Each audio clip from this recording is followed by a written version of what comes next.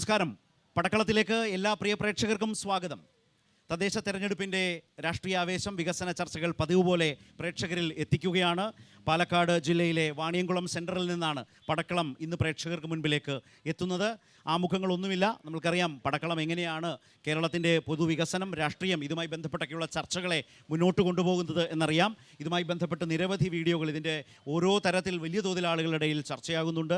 ആളുകൾ അതേക്കുറിച്ച് അഭിപ്രായം പറയുന്നുണ്ട്. അതെല്ലാം തന്നെ ഞങ്ങളെ സംബന്ധിച്ച് ആവേശകരമായി പരിപാടിയെ മുന്നോട്ട് കൊണ്ടുപോകാൻ കരുത്തു പകരുന്നത് തന്നെയാണ്. ഇന്ന് വാണിയംകുളം സെൻറ്ററിൽ നിന്ന് പടക്കളവുമായി പ്രേക്ഷകർക്ക് മുൻപിലേക്ക് എത്തുമ്പോൾ നമ്മൾക്കൊപ്പം ചേരുന്ന മുന്നണി വക്താക്കളെ ആദ്യം പരിചയപ്പെടാം. Advocate P T Ajmal, Congress UDF, അതുപോലെ തന്നെ K Premkumar MLA, Ottapalam MLA CPIM LDF, Jomon Chakkalakkal BJP പ്രതിനിധി NDA എന്നിവരാണ് നമ്മൾക്കൊപ്പം. എല്ലാവരെയും സ്നേഹപൂർവ്വം പരിപാടിയിലേക്ക് സ്വാഗതം ചെയ്യുകയാണ്. മഴ എല്ലാ ജില്ലകളിലേക്കും അങ്ങനെ തെരഞ്ഞെടുപ്പ് ആവേശം പോലെ തന്നെ ഇങ്ങനെ കയറി വരുന്നൊരു സമയമാണ്.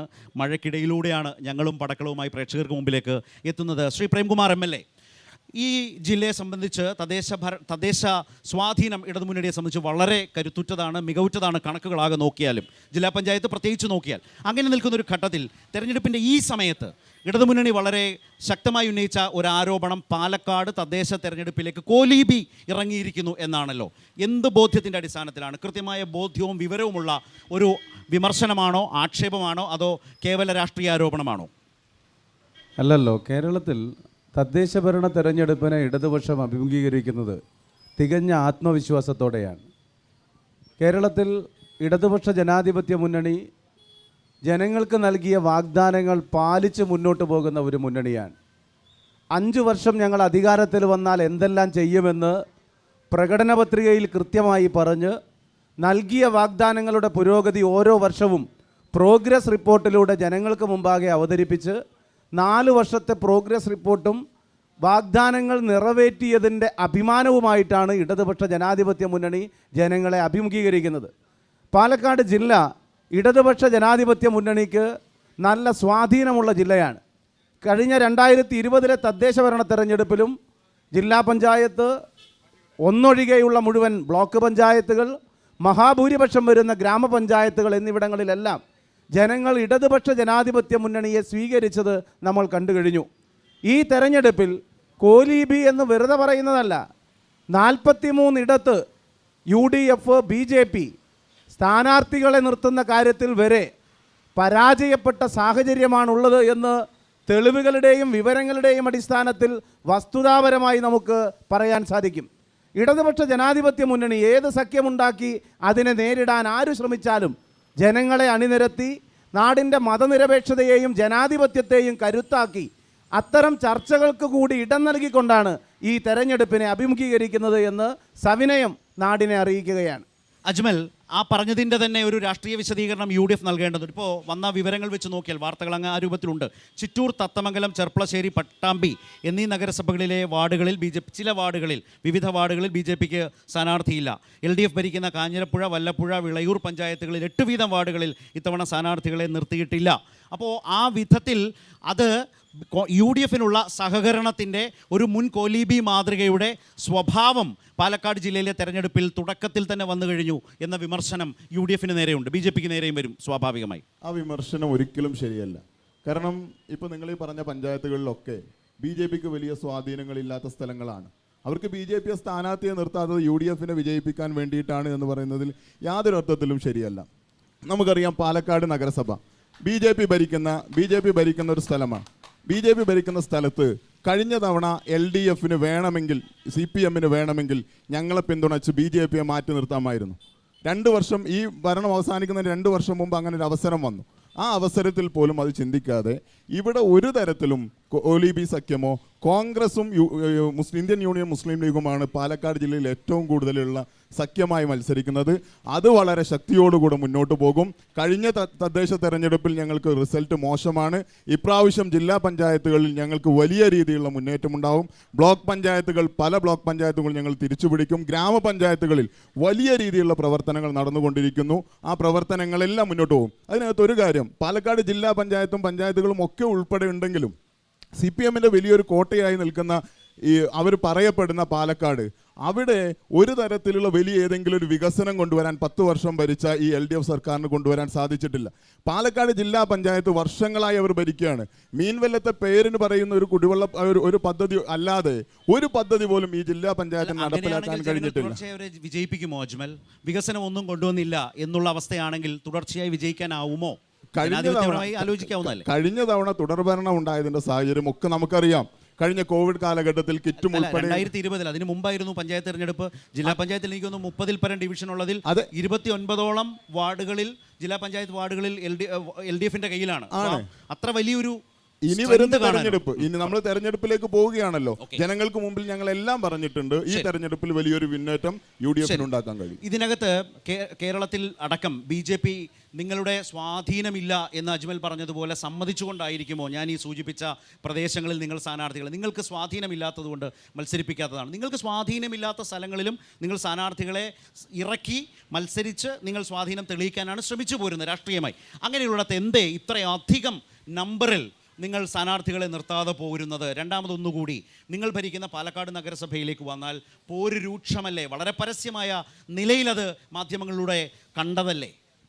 ഞങ്ങളുടെ സംസ്ഥാന general secretary Shri MT Ramesh കൃത്യമായി പറഞ്ഞിട്ടുണ്ട്, ചില മുസ്ലിം ഭൂരിപക്ഷ പ്രദേശങ്ങളിൽ സ്വാഭാവികമായി BJPക്ക് അടിത്തറയില്ല എന്നുള്ളതൊരു യാഥാർത്ഥികമായ കാര്യമാണ്. ആ യാഥാർത്ഥ്യം ഉൾക്കൊണ്ടുകൊണ്ടാണ് ഞങ്ങൾ അവിടെ സ്ഥാനാർത്ഥി നിർത്തിയിട്ടില്ല. അപ്പോൾ ഈ UDFൽ ലീഗ് വളരെ ശക്തമായി അല്ലല്ല, നിങ്ങൾ ഇപ്പോൾ എൻ്റെ സുഹൃത്ത് MLA സൂചിപ്പിച്ച പോലെ ഈ കോലീബി എന്നൊന്നും പറഞ്ഞ് ആളുകളെ കയ്യിലെടുക്കേണ്ട കാലം കഴിഞ്ഞു. നിങ്ങൾ ഒരു മുന്നണിയുടെ ഭാഗമായി ഇടത് ഭാഗത്ത് നിൽക്കുകയാണ്. INDI എന്ന് പറയുന്ന ഒരു മുന്നണി ഇന്ത്യയിൽ ഉൾപ്പെടെ രൂപീകരിച്ച് അവർ ഒരുമിച്ചാണ് മത്സരിക്കുന്നത്. വാസ്തവത്തിൽ നമുക്ക് അതിവിദൂരമല്ലാതെ കേരളത്തിൽ ഇവർ ഒരുമിച്ച് മത്സരിക്കുകയും ഞങ്ങൾ മത്സരിക്കുകയും ചെയ്യുന്ന ഒരു സമീപകാലത്ത് സംഭവിക്കുന്ന ഒരു കാര്യമാണ്. ഒരു 10-20 വർഷത്തിന് ശേഷം കേരളത്തിൽ 2 മുന്നണി ഉണ്ടാകൂ. ഒന്ന് ഇവർ ഉൾപ്പെടുന്ന ഇന്ത്യ മുന്നണിയും NDA മുന്നണി മാത്രമേ ഇവിടെ ഉണ്ടാകൂ. നമ്മൾ വാസ്തവത്തിൽ ഈ പ്രദേശത്തെ വിഷയങ്ങൾ ഇവിടെ ചർച്ച ചെയ്യണം. എൻ്റെ ഒരു അഭ്യർത്ഥനയാണ്. ഞാൻ ഇങ്ങോട്ട് വരുമ്പോൾ തന്നെ MLA കിട്ടിയതുകൊണ്ട് ഒറ്റ ചോദ്യം ചോദിക്കട്ടെ. MLA, ഞാൻ ഈ ദയവ് ചെയ്ത് വളരെ ഞാൻ എന്ന് യാത്ര ചെയ്യുന്ന ഒരു റോഡാണിത്. MLA, ഈ റോഡ്, ഈ ഒറ്റപ്പാലത്തെ ഈ ട്രാഫിക് ബ്ലോക്ക് താങ്കൾ വിചാരിച്ചാൽ മാറ്റാൻ കഴിയുമോ? എന്താണ് സാർ ഒറ്റപ്പാലത്തിന്റെ അവസ്ഥ? നോക്കൂ, ഒറ്റപ്പാലത്ത് ഒരു ബസ് സ്റ്റാൻഡ് ഉണ്ട് സാർ. അവിടെ ഞാൻ ആ ബസ് സ്റ്റാൻഡിൽ എപ്പോഴും പോകുന്നതാണ്. ആ ബസ് സ്റ്റാൻഡിന്റെ അവസ്ഥ എന്താണ് സാർ? സാർ, ഒറ്റപ്പാലത്ത് ഒരു വികസനം അതിലേക്ക് വരാം. ഞാൻ പറഞ്ഞ ഒരു കാര്യം കൂടി, വേറൊന്നും കൊണ്ടല്ല, ഒരു അടുക്കും ചിട്ടയോടെ പോകട്ടെന്ന് ഓർത്താ വികസനം എന്തായാലും ഇവരും കൂടി പങ്കാളിയെ നമ്മൾ ചർച്ച ചെയ്യും. എൻ്റെ ഒരു രാഷ്ട്രീയ വിവാദം നിൽക്കുന്ന പാലക്കാടുമായി ബന്ധപ്പെട്ടൊരു ചോദ്യം കൂടി. പാലക്കാട് നഗരസഭയിലെ BJPയിലെ പോര് എന്ന പ്രശ്നം ഞാൻ ആവർത്തിക്കണ്ടല്ലോ. നിരവധി വാർത്തകൾ അതുമായി ബന്ധപ്പെട്ട് നിൽക്കുകയാണ്. രണ്ടു പക്ഷം അങ്ങനെ ഉണ്ടോ?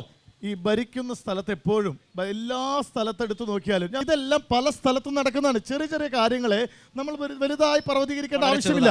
ഞാനൊരു കാര്യം പറയട്ടെ, എല്ലാവരുടെയും സ്വരച്ചേർച്ച ഉണ്ടാകും, ഇതൊക്കെ എല്ലാം. പക്ഷെ ഞങ്ങൾ ശക്തമായി പാലക്കാട് നഗരസഭയിൽ വീണ്ടും 3ാമതും അധികാരത്തിൽ വരുമെന്നുള്ള കാര്യത്തിൽ യാതൊരുവിധ തർക്കവുമില്ല. MLAയോട് നേരിട്ടൊരു ചോദ്യം ജോമോന്റെ ഭാഗത്തു നിന്ന് വന്നതുകൊണ്ട് വികസനവുമായി ബന്ധപ്പെട്ട മറ്റുമാണ് തർക്കവും ട്രാഫിക്കും ഒക്കെ പറഞ്ഞു. താങ്കളുടെ ഒരു ചെറിയ മറുപടി അതിനുശേഷം ഇവരിലേക്ക്. യെസ്, അടുത്ത അതിലൊന്ന്, സംസ്ഥാനത്ത് PWD റോഡുകൾ 60% BMNBC നിലവാരത്തിൽ നവീകരിച്ച നാടാണ് നമ്മുടെ കേരളമെന്ന് നമ്മൾ ഓർക്കണം. ഒറ്റപ്പാലത്തെ ഗതാഗത കുരുക്കിന് പരിഹാരം കാണാൻ അവിടെ പ്രത്യേകമായിട്ടുള്ള പദ്ധതിയുണ്ട്. ഇവിടേക്ക് വരുമ്പോൾ നമുക്ക് കാണാൻ പറ്റും, ഈസ്റ്റ് ഒറ്റപ്പാലത്ത് പാലത്തിൻ്റെ പണി നടന്നുകൊണ്ടിരിക്കുകയാണ്. ആ പാലം പണി ഞാനൊന്ന് പറഞ്ഞോട്ടെ, നിങ്ങൾ വരുമ്പോ അത് കാണുന്നില്ല. പാലം പണി നടക്കുന്നത് നിങ്ങൾ കണ്ണ് തുറന്ന് കാണ്. നോക്കൂ, അവിടെ ഈസ്റ്റ് ഒറ്റപ്പാലത്ത് 5.5 കോടി രൂപ ചെലവിൽ പാലം പണി നടക്കുകയാണ്. മാർച്ച് മാസത്തോടു കൂടി പാലം പണി പൂർത്തീകരിച്ച് അവിടുത്തെ ഗതാഗത കുരുക്കിന്റെ ഒരു വശം പൂർത്തിയാകും. രണ്ടാമത്തേത് ഒറ്റപ്പാലം ബൈപ്പാസ് ആണ്. ഒറ്റപ്പാലം ബൈപ്പാസ് പാലം വരുമ്പോഴല്ലേ ട്രാഫിക് ബ്ലോക്ക് ഒഴിവാക്കുക? ട്രാഫിക് ബ്ലോക്ക് ഒഴിവാക്കാൻ പാലം നല്ലതല്ലേ? എനിക്കറിയില്ല. കണ്ണിയമ്പുറം പാലം പോലെ ഈസ്റ്റ് ഒറ്റപ്പാലത്തെ പാലത്തിന്റെ പണി പൂർത്തീകരിക്കും. ഞാനൊന്ന് പറയട്ടെ, ഞാനൊന്ന് പറഞ്ഞോട്ടെ. നിങ്ങൾ ഇങ്ങനെ അസഹിഷ്ണുത പുലർത്തല്ലേ? ഒറ്റപ്പാലം ടൗണിലെ ഗതാഗത കുരുക്ക് പരിഹരിക്കാനുള്ള ആ ബസ് സ്റ്റാൻഡ് കെട്ടിടത്തിനടുത്ത് രണ്ടാമത്തെ കാര്യം കേന്ദ്രമാണ്. ഒറ്റപ്പാലം ബൈപ്പാസ് പദ്ധതിയിൽ ഉൾപ്പെടുത്തി ഒറ്റപ്പാലം ബൈപ്പാസ് 51 കോടി രൂപ ചെലവിൽ അവിടെ സ്ഥലം ഏറ്റെടുത്ത് കഴിഞ്ഞു. ആളുകൾക്ക് സ്ഥലം ഏറ്റെടുത്ത് കഴിഞ്ഞു. ഒറ്റപ്പാലം ബൈപ്പാസിന്റെ പണി ഏതാനും ആഴ്ചകൾക്കകം ഇലക്ഷൻ നോട്ടിഫിക്കേഷൻ കഴിഞ്ഞാൽ ശരി. ഒറ്റപ്പാലം ബൈപ്പാസിന്റെ പണി ആരംഭിക്കും. ഒറ്റ കാര്യം കൂടി ഞാൻ പറഞ്ഞോളാം. അത് കഴിയും. ഇവിടെ ഇപ്പോ കോലിബി സഖ്യത്തിന്റെ കാര്യമൊക്കെ അവിടെ ഒരു ഭാഗം. ഇവിടെ ഇപ്പോൾ ഇലക്ഷന്റെ ഭാഗമായിട്ട് നാമനിർദ്ദേശ പത്രികയുടെ സ്ക്രൂട്ടിനി നടത്തുമായിരുന്നു.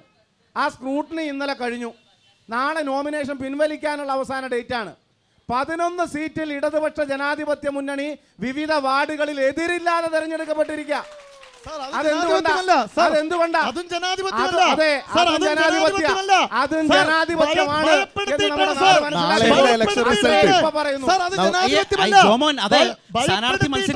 നോമിനേഷൻ തള്ളിയതാണ്. നോമിനേഷൻ തള്ളിപ്പോകുന്നതിന് എതിരാളികൾ എങ്ങനെയാണ് അതിനെ പ്രോത്സാഹിപ്പിക്കരുത്. നിങ്ങളുടെ പാർട്ടിയുടെ BJP-യുടെ നോമിനേഷൻ തള്ളിപ്പോയാൽ CPM-ഓ കോൺഗ്രസോ അതിന് ഉത്തരവാദിയാകുമോ? കോൺഗ്രസിന്റെ നോമിനേഷൻ തള്ളിയാൽ CPM-ഓ BJP ഉത്തരവാദിയാകുമോ? CPM-ന്റെ നോമിനേഷൻ തള്ളിയാൽ BJP-യോ കോൺഗ്രസോ ഉത്തരവാദിയാകുമോ? നിങ്ങളത് ശരിയായി ചെയ്യാത്തത് കൊണ്ടാണ് അങ്ങനെ സംഭവിക്കുന്നത്. ഏത് പാർട്ടിയിലായാലും ഒപ്പിടണം, അതുപോലെ ശരിയായ വിവരങ്ങൾ കൊടുക്കണം, സ്വന്തം വോട്ടുള്ളവരായിരിക്കണം പിന്താങ്ങേണ്ട. ഇങ്ങനെയൊക്കെ വന്നതാണ് നമ്മളിതൊക്കെ കാണുന്നല്ലേ. എന്ത് സമയം കാണണം. യെസ് ബഹുമാനപ്പെട്ട ഒറ്റപ്പാലം MLA-യോടാണ് ചോദ്യം. നിങ്ങളുടെ നിയോജകമണ്ഡലത്തിൽ പള്ളം പാവുന്നുണ്ട്. പാടത്ത് പള്ളം അതിൽ 30 വർഷമായിട്ട് LDF ആണ് ഭരിക്കുന്നത്. 30 വർഷമായിട്ട് LDF ആണ് പഞ്ചായത്ത്. അവിടെ റോഡില്ല. പള്ളം 28-ാം വാർഡ്, ഇപ്പോഴത്തെ 28-ാം വാർഡും കഴിഞ്ഞത് നഗരസഭയാണ്, ഒറ്റപ്പാലം നഗരസഭയാണ്. അവിടെ 30 വർഷമായിട്ട് നിങ്ങളാണ് ഭരിക്കുന്നത്. ഒന്നാമത്തെ വിഷയം. രണ്ടാമത്തെ വിഷയം, ഞാൻ ഒരു അറ്റാക്ക് വന്ന് ഈ കഴിഞ്ഞിടയ്ക്ക് ഇപ്പം 7 ദിവസമായിട്ടുള്ളൂ. എൻ്റെ വലിയപ്പയാണ് മരിച്ചത്. ഞങ്ങൾ കൊണ്ടുപോയത് സ്ട്രെച്ചറിലാണ്. ഞങ്ങൾക്ക് വഴിയില്ല. ഒന്നാമത്തെ വിഷയം. ഞങ്ങൾ നഗരസഭയിൽ കംപ്ലൈൻറ്റ് കൊടുത്തു, റെയിൽവേ കംപ്ലൈൻറ്റ് കൊടുത്തു. ഇതിൽ നിങ്ങളുടെ MLA ആയിട്ട് ഞങ്ങൾക്ക് കൗൺസിലർ അവിടെ പള്ളം പഞ്ചായത്തിലെ കാര്യം പറഞ്ഞപ്പോൾ പള്ളം പഞ്ചായത്തിൽ നിൽക്കാൻ വേണ്ടി കഴിയാത്തത് കൊണ്ടാണോ ആ പഞ്ചായത്തിൽ താമസിക്കുന്ന വാർഡിൽ താമസിക്കുന്ന ആളെ കൊടുത്തിട്ട് വാണിയംകുളത്ത് സ്ഥാനാർത്ഥിയായിട്ട് നിർത്തിയിരിക്കണേ? ഒരു മിനിറ്റ്. ഈ ചോദ്യം ഓക്കെ. എൻ്റെ ഈ പറയുന്ന സ്ഥാനാർത്ഥിയുടെ വോട്ട് വാണിയം ഗ്രാമപഞ്ചായത്തിൽ 1-ാം വാർഡിൽ 1-ാം നമ്പർ ബൂത്തിൽ 669 നമ്മൾ വോട്ടുണ്ട്. ഇല്ലെങ്കിൽ തള്ളല്ലോ. ഇത് താമസിക്കുന്ന സ്ഥലത്തേക്ക് വോട്ട് മാറ്റാൻ വേണ്ടിയിട്ട് പലതവണ ഇലക്ഷൻ കമ്മീഷൻ അവസരം കൊടുത്തിട്ടുണ്ടായിരുന്നു. അന്ന് മാറ്റിയിട്ട് അവിടെ മത്സരിപ്പിച്ചിട്ട് അവിടുത്തെ വാർഡ് ശരിയാക്കായിരുന്നല്ലോ. ശരി, അത് താങ്കളുടെ ഒരു മണ്ഡലവുമായി ബന്ധപ്പെട്ട് കയറി വന്നതുകൊണ്ട് യഥാർത്ഥത്തിൽ ഈ ചർച്ച അല്ല, അവിടെ നിന്ന് നമ്മൾ പോകേണ്ടത് നിങ്ങളിലേക്ക് ഞാൻ പറയാം. വികസനം, ക്ഷേമം എന്നുള്ളത് വോട്ടർമാരുടെ നമ്മുടെ ചർച്ചയെ കാണേണ്ടതാണ്. പള്ളം പ്രദേശത്തുള്ള പ്രശ്നം അവിടെ ഒരു വാർഡ് കൗൺസിലർക്ക് പരിഹരിക്കാൻ കഴിയുന്ന പ്രശ്നമല്ല. എന്താണ് പ്രശ്നം? റെയിൽവേ ട്രാക്കിൻ്റെ അപ്പുറത്ത് താമസിക്കുന്ന ആളുകളാണ്. നേരത്തെ ഏതാണ്ട് 100-ൽ പരം വീടുകൾ അവിടെ ഉണ്ടായിരുന്നു. അവിടെ താമസിച്ചിരുന്നവർക്ക് നേരത്തെയും സൗകര്യങ്ങളില്ല. ഇപ്പോൾ പുതുതായിട്ട് ഒരു പ്രശ്നം വന്നതല്ല. റെയിൽവേയുടെ ട്രാക്ക് ക്രോസ് ചെയ്ത് അങ്ങോട്ട് വഴി നടക്കാനും റോഡ് വെട്ടാനും റെയിൽവേ അനുവദിക്കുന്നില്ല. അതിനുവേണ്ടി MLA എന്ന നിലയിൽ DGM-ന് കത്ത് നൽകുകയും അവിടേക്കുള്ള വഴി ഉൾപ്പെടെ ശരിയാക്കുന്നതിന് വേണ്ടിയിട്ടുള്ള മുൻകൈയെടുക്കുകയും ചെയ്തതാണ്. പ്രദേശവാസികളുടെ യോഗം വിളിച്ച് നടവഴി പോലും ഇല്ലാതിരുന്ന അവിടത്തേക്ക് നടവഴി ഒരുക്കുന്നതിന് വേണ്ടിയിട്ടുള്ള ശ്രമം നടത്തുകയും അത് വിജയിക്കുകയും ചെയ്തിട്ടുണ്ട്. സ്വാഭാവികമായും റെയിൽവേയുടെ അനുമതിയോടുകൂടി അനുമതി ലഭിക്കുന്ന മുറയ്ക്ക് ആ പ്രശ്നവും പരിഹരിക്കുന്നതിനാവശ്യമായിട്ടുള്ള മുൻകൈ ഉണ്ടാകുമെന്ന് ഈ സന്ദർഭത്തിൽ സൂചിപ്പിക്കാം. നമുക്ക് അവിടെ നിന്ന് ഒരു പ്രധാനപ്പെട്ട ഗൗരവമായ കുറെ കൂടെ വിപുലമായ തലത്തിലേക്ക് ആ വിഷയത്തെ കൊണ്ടുപോകാം. അജ്മൽ, ഇപ്പോൾ വികസനം, ക്ഷേമം ഈ 2 കാര്യങ്ങൾ നടപ്പാക്കുന്നതിൽ, അഴിമതിരഹിതമായി നടപ്പാക്കുന്നതിൽ UDF-നേക്കാൾ മെച്ചം LDF ആണ് എന്ന് 10 വർഷത്തെ ഒരു അനുഭവത്തിൽ നിന്ന് കുറെ കൂടി ശക്തമായി ജനങ്ങൾക്ക് തോന്നുന്ന ഒരു സാഹചര്യം നിങ്ങളുടെ മുമ്പിലെ വെല്ലുവിളിയല്ലേ തെരഞ്ഞെടുപ്പിൽ? നിങ്ങളങ്ങനെ പറയുമ്പോൾ ഈ ജനങ്ങളൊക്കെ ഇന്ന് എല്ലാവരും നോക്കിക്കാണുന്ന വാർത്താ മാധ്യമങ്ങളോടൊക്കെ നോക്കിക്കാണുന്നത് ശബരിമല വിഷയമാണ്. ശബരിമല വിഷയത്തിൽ നമുക്കറിയാം, ഈ ചാനലിലൂടെ എല്ലാ വാർത്തകളും വരുന്നു. പത്മകുമാർ ഉൾപ്പെടെയുള്ള ആളുകൾ അറസ്റ്റ് ചെയ്യപ്പെടുന്നു. അപ്പോഴും ഇടതുപക്ഷം പറയും ഞങ്ങൾ സുതാര്യമായിട്ടാണ് ഇലക്ഷൻ ഈ അന്വേഷണം നടത്തുന്നത് ഉൾപ്പെടെ പറയും. കഴിഞ്ഞ മാസം ഈ പത്മകുമാർ നടത്തിയ സ്റ്റേറ്റ്മെൻറ്റ് നമ്മുടെ നാട്ടിലുള്ള ആളുകൾ മുഴുവൻ കണ്ടതാണ്. അതിനകത്ത് ഞാനൊന്നും ചെയ്തിട്ടില്ല, ഞാൻ ഇതിലൊന്നും കുറ്റക്കാരനല്ല എന്ന് പറയുമ്പോൾ അയാളെ അറസ്റ്റ് ചെയ്ത് അയാളെ ചോദ്യം ചെയ്ത് അയാളിൽ നിന്ന് കിട്ടുന്ന വിവരങ്ങൾ അനുസരിച്ച് വലിയ രീതിയിലുള്ള ഗൂഢാലോചന ഇതിൽ നടന്നിട്ടുണ്ട്. കേരളത്തിലെ ഏറ്റവും വലിയ അഴിമതിയായി അത് കാണപ്പെടുന്നു. അതുമാത്രമാണോ, ഇതിനു മുമ്പേ നമ്മുടെ ആരോഗ്യ മേഖല, നമ്മുടെ ക്ഷേമം എന്ന് പറയുമ്പോൾ നമ്മുടെ നാട്ടിലെ ആളുകൾ മുഴുവൻ പോകുന്ന പൊതുജന ആരോഗ്യ കേന്ദ്രങ്ങൾ, നമ്മുടെ പ്രാഥമിക ആരോഗ്യ കേന്ദ്രത്തിൽ ചെന്നാൽ മരുന്നുള്ള സ്ഥലത്ത് ചെന്നാൽ അവിടെ ഡോക്ടറില്ല. എന്നാൽ താലൂക്ക് ഹോസ്പിറ്റലുകളിൽ ചെല്ലുമ്പോഴോ ഒരു താലൂക്ക് ഹോസ്പിറ്റലിൽ നിന്ന് പട്ടി വെറ്റ് കിടന്ന് പട്ടി കടിക്കുന്നു എന്നുള്ള രീതിയിലേക്ക് വരുന്നു. ജില്ലാ ഹോസ്പിറ്റലിലേക്ക് വരുമ്പോൾ പാലക്കാട് ജില്ലാ ഹോസ്പിറ്റലിൽ ഒരു കുട്ടിയുടെ അതിദാരുണമായി ആ കൈ വെട്ടി മാറ്റുന്നു. നമ്മൾ നേരെ മെഡിക്കൽ കോളേജിൽ ഒന്നും കിട്ടാതെ മെഡിക്കൽ കോളേജിലേക്ക് ചെന്നാൽ മെഡിക്കൽ കോളേജിലെ ബിൽഡിങ്ങുകളെല്ലാം പൊളിഞ്ഞു ചാടുന്നു. ഈ അവസ്ഥയിലായിരിക്കുന്ന ആരോഗ്യ മേഖല ഉൾപ്പെടെ ഈ ഭരണം എന്ന് പറയുന്നത് വലിയ പരാജയത്തിലാണ് പോയിക്കൊണ്ടിരിക്കുന്നത്. ഇവിടെ രാഷ്ട്രീയ വിമർശനം കൂടി അടങ്ങുന്നതാണ് UDF പ്രതിനിധിയുടെ ഇക്കാര്യത്തിലുള്ള വാദം. ഞാൻ ക്ഷേമം, വികസനം നിങ്ങളിലേക്ക് തരാം. ശ്രീ പ്രേംകുമാർ, UDF പ്രതിനിധിയുടെ രാഷ്ട്രീയ വിമർശനം അടക്കം വികസനം, ക്ഷേമം എന്നതിൽ അഴിമതിരഹിതമായി ഇടതുമുന്നണിക്ക് പോകാൻ കഴിയുന്നു എന്ന് പറയുമ്പോൾ തന്നെ അദ്ദേഹം അതിനൊരു രാഷ്ട്രീയമായ ആഖ്യാനം കൊടുത്തിട്ടുണ്ട്. LDFന്റെ മറുപടി വേണ്ടതുണ്ട്. നമ്മൾ വിഷയങ്ങളായി കണ്ട് നമുക്ക് ചർച്ച ചെയ്യാം, തടസ്സമില്ല. ഇവിടെ നോക്കട്ടെ, കേരളത്തിൽ ശബരിമല ഉൾപ്പെടെയുള്ള വിഷയങ്ങളിൽ ഇടതുപക്ഷം സ്വീകരിക്കുന്ന നിലപാട് എന്താണ്? 2013, 14, 15 കാലയളവിൽ കേരളത്തിലെ മുൻ മന്ത്രിയായിരുന്ന UDFിലെ മന്ത്രിസഭയിലെ അംഗമായിരുന്ന VS ശിവകുമാറിൻ്റെ സഹോദരൻ VS ജയകുമാർ, അദ്ദേഹം ദേവസ്വം ബോർഡിൻ്റെ സെക്രട്ടറി ആയിരുന്ന സമയത്താണ് അവിടെ പാത്രങ്ങൾ വാങ്ങിയതിൽ കോടിക്കണക്കിന് രൂപയുടെ അഴിമതി നടത്തിയതിനെ സംബന്ധിച്ച് വിജിലൻസ് അന്വേഷണം നടക്കുന്നത്. ആരുടെ ഭാഗത്തു നിന്ന് അഴിമതിയുടെ ഭാഗമായിട്ടുള്ള എന്ത് സമീപനം ഉണ്ടായാലും അത് അന്വേഷിക്കാനും കണ്ടെത്താനും കുറ്റക്കാർക്കെതിരെ മുഖം നോക്കാതെ നടപടി സ്വീകരിക്കാനും കരുത്തുള്ള ഗവൺമെൻറ്റാണ് ഇന്ന് കേരള സംസ്ഥാനത്ത് അധികാരത്തിലുള്ളത്. കുറ്റക്കാർ ആരായാലും നടപടി സ്വീകരിക്കുമെന്നാണ് പറഞ്ഞിട്ടുള്ളത്. അങ്ങനെ പറയാൻ കോൺഗ്രസ്സിന് പറ്റുമോ? അതാണ് ഇടതുപക്ഷത്തിൻ്റെ പ്രത്യേകത. ഞാൻ ചോദിക്കട്ടെ, നിങ്ങൾ ഒറ്റപ്പാലം താലൂക്ക് ആശുപത്രിയിലേക്ക് അജ്മൽ ഒന്ന് ചെല്ല്. ഒരു ദിവസം അവിടെ എത്തുന്ന ആളുകൾ എത്രയാണെന്നറിയോ? 2500 മുതൽ 3000 വരെ ആളുകളാണ് ഒറ്റപ്പാലം താലൂക്ക് ആശുപത്രിയിൽ ഒരു ദിവസം OPയിലെത്തുന്നത്. 2500 മുതൽ 3000 വരെ ആളുകൾ ചികിത്സ തേടി എത്തണമെങ്കിൽ അവിടെ സൗകര്യങ്ങളുണ്ട്. കാശില്ലെങ്കിൽ പറഞ്ഞാൽ ഡോക്ടർ ഇല്ലാത്ത, നിങ്ങൾ ഇവിടെ നേരത്തെ ചർച്ചയുടെ ഭാഗമായി ഞാനൊന്ന് പറഞ്ഞോട്ടെ, നിങ്ങൾ പറയുമ്പോൾ ഞാൻ ഇടപെട്ടില്ലല്ലോ, ഞാൻ പറഞ്ഞോട്ടെ. നിങ്ങൾ ഡോക്ടർ ഇല്ലാത്ത ഒരു ആശുപത്രിയുടെ പേര് പറ. നിങ്ങൾ പറഞ്ഞ ആശുപത്രിയിൽ ചെന്നാൽ ഡോക്ടർ ഇല്ലാന്നല്ലേ? ഡോക്ടർ ഇല്ലാത്ത കേരളത്തിലെ ഒരാശുപത്രിയുടെ പേര് നിങ്ങൾ പറയേ. ഏതാശുപത്രിയിലാണ് ഡോക്ടർ? വസ്തുത പറയേ. വാണിയംകുളം പഞ്ചായത്തിലെ ആശുപത്രിയിൽ, അവിടുത്തെ ഫാമിലി ഹെൽത്ത് സെൻ്ററിൽ CHCയിൽ ഡോക്ടറില്ലേ? അതോ പിന്നെ പാലക്കാടാണോ?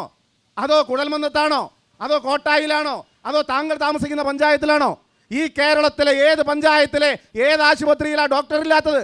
വസ്തുതാപരമായി നിങ്ങൾ പറയേ. പ്രശ്നമുണ്ടെങ്കിൽ പരിഹരിക്കാമേ. കേരളത്തിലെ ഗവൺമെൻറ് ഇന്ത്യയിൽ ഒരു പഞ്ചായത്തിൽ 3 സർക്കാർ ആശുപത്രി, ഇന്ത്യയിലെവിടെ കോൺഗ്രസ് ഭരിക്കുന്ന സംസ്ഥാനത്തുണ്ടോ? രാജ്യത്തെല്ലായിടത്തും ഒരു ഭരണഘടനയാണ്. കേരളത്തിലെ എല്ലാ പഞ്ചായത്തും ഒന്ന് പറഞ്ഞോട്ടെ, കേരളത്തിലെ എല്ലാ പഞ്ചായത്തിലും ഒരു അലോപ്പതി ആശുപത്രി, ഒരു ആയുർവേദ ആശുപത്രി, ഒരു ഹോമിയോ ആശുപത്രി.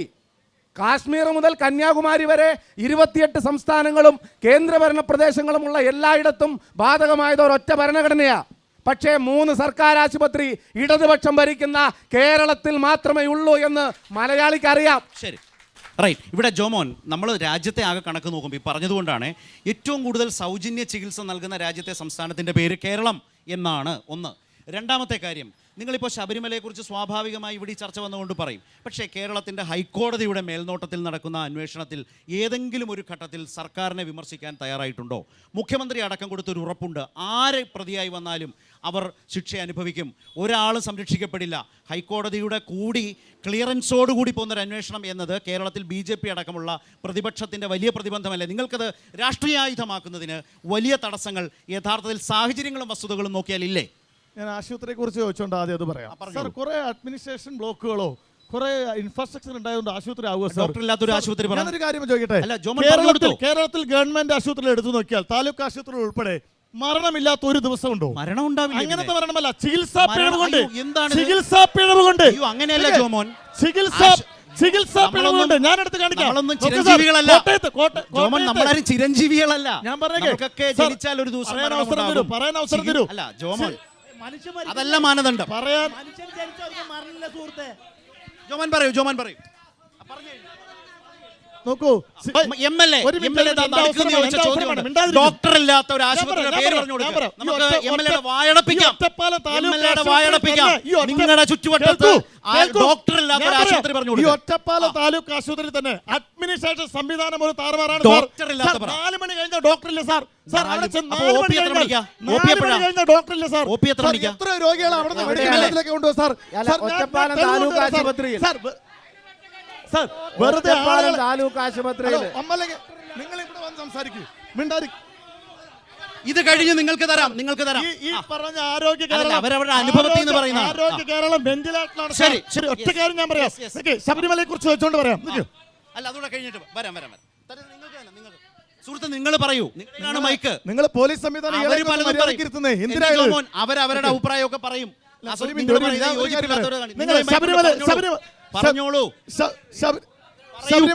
ശബരിമലയെ കുറിച്ച് ചോദിച്ചുകൊണ്ട് പറയാം. ഈ ഇവിടെ ഇടതുപക്ഷത്തെ കുറിച്ച് വലതുപക്ഷത്തെ കുറിച്ച് പറഞ്ഞല്ലോ. ഞാൻ ഒറ്റ കാര്യം പറയാം. ഇവിടെ ഈ കഴിഞ്ഞ 3 മാസം എടുത്തു നോക്കിയാൽ നോക്കൂ, പത്മകുമാറിന്റെ കാര്യം വിട്ടോ. പത്മകുമാർ നിങ്ങൾക്ക് ഇഷ്ടമില്ലാത്ത ആളാന്ന് വെക്കാം. മുഖ്യമന്ത്രിയുടെ മനസാക്ഷി സൂക്ഷിപ്പുകാരനായിരുന്നില്ലേ വാസു? ആയിരുന്നില്ലേ? ആ വാസുവിനകത്തല്ലേ, റിമാൻഡിലല്ലേ? 1 മാസം മുമ്പ് നിങ്ങൾ എന്താ പറഞ്ഞേ? വാസുവിനെ പോലെ നീതിമാനില്ലാന്ന് ഈ മുഖ്യമന്ത്രി പറഞ്ഞില്ലേ? പറഞ്ഞോ? ഇന്ന് വാസു എവിടെയാ കിടക്കുന്നത്? പത്മകുമാർ എവിടെയാ കിടക്കുന്നത്? ഇന്ന് ജയിലിലാണ് കിടക്കുന്നത്. ഇതാ നാളെ വാസുവിനെ ചോദിക്കാൻ പോകുന്നു. മുഖ്യമന്ത്രിക്ക് കടകംപള്ളി പോകുന്നു. ഒരു ഉറപ്പ് പാലിച്ചു എന്നല്ലേ അതിന്റെ അർത്ഥം? ജനങ്ങളോട് പറയുന്നു, ശബരിമലയുടെ കാര്യത്തിൽ കുഴപ്പക്കാര് മോഷണം നടത്തിയതിൽ ആരായാലും ഒരിളവുമില്ല. വെറുതെ നിങ്ങൾ എന്താ പറയുന്നത്? അതിൽ മറുപടി രാഷ്ട്രീയമായിട്ടുണ്ടെങ്കിൽ പിന്നീടാവാം. അജ്മലിലേക്കും വരാം. ഇവിടെ സാർ, ഇവിടുത്തെ ആശുപത്രികളെ കുറിച്ചും ഡോക്ടർമാരെ കുറിച്ചും പറഞ്ഞത് നിങ്ങളുടെ അഭിപ്രായം? നാട്ടുകാരാണ് ഇവിടെ വന്ന് വെട്ടിത്തരം പറയരുത് ദയവ് ചെയ്ത്. സാറ് ഒറ്റപ്പാലത്തിനെ പറ്റി പറഞ്ഞു, ഒറ്റപ്പാലത്തിന്റെ വികസനത്തെ പറ്റി പറയണ്ടായി. ഈ ചർച്ച കഴിഞ്ഞിട്ട് ഒറ്റപ്പാലം നമുക്ക് പോവാം. അവരുടെ അനുഭവം പറയട്ടെ. വെല്ലുവിളി ശരി. പാവ സാധാരണ മനുഷ്യരോട് വെല്ലുവിളി വേണ്ട. ലൈവ് ഡോക്ടർമാര് ഈ ഒറ്റപ്പാലം താലൂക്ക് ആശുപത്രി അവര് പറയുന്നത് കേൾക്കൂ. ഒറ്റപ്പാലത്ത് പറഞ്ഞിട്ട് തരാം അവസരം. ഇവിടെ ഡോക്ടർ ഇല്ലാതെ തൃശ്ശൂർ ജോമോൻ അവസരം തരാം. അവര് കൂടെ പറയട്ടെ. സാറ് കണ്ണു തുറന്നിട്ട് ഒറ്റപ്പാലത്ത് കൂടെ ഒന്ന് പോകൂ. എങ്കിലാണ് ഒറ്റപ്പാലത്തിന്റെ വികസനം സാറിന് മനസ്സിലാവാൻ പറ്റുള്ളൂ. ആശുപത്രിയെ കുറിച്ച് പറയൂ. കൂടി കെട്ടിട്ട് ദയവ് ചെയ്തിട്ട് ആശുപത്രി തൃപ്തികരമാണോ? അടുത്താള്. ആശുപത്രിനെ കുറിച്ച് പറയുമ്പോ സാധാരണ ഉമ്മൻചാണ്ടി ഭരിക്കുന്ന കാലഘട്ടത്തിൽ 3 മണി 12 മണി കഴിഞ്ഞ OP അവസാനിച്ചു. ഇപ്പൊ 4 മണി വരെ OP ഉണ്ട്. 4 മണി വരെ എല്ലാ പഞ്ചായത്ത് ആശുപത്രികളിലും ഇപ്പൊ നിലവില് 4 മണി കഴിഞ്ഞ താലൂക്ക് ആശുപത്രികളില് 4 വരെ OP, 4 ശേഷം അത്യാഹിത വിഭാഗം, 6 വരെ അല്ലേ? 6 വരെ. എനിക്ക് സഹോദര 12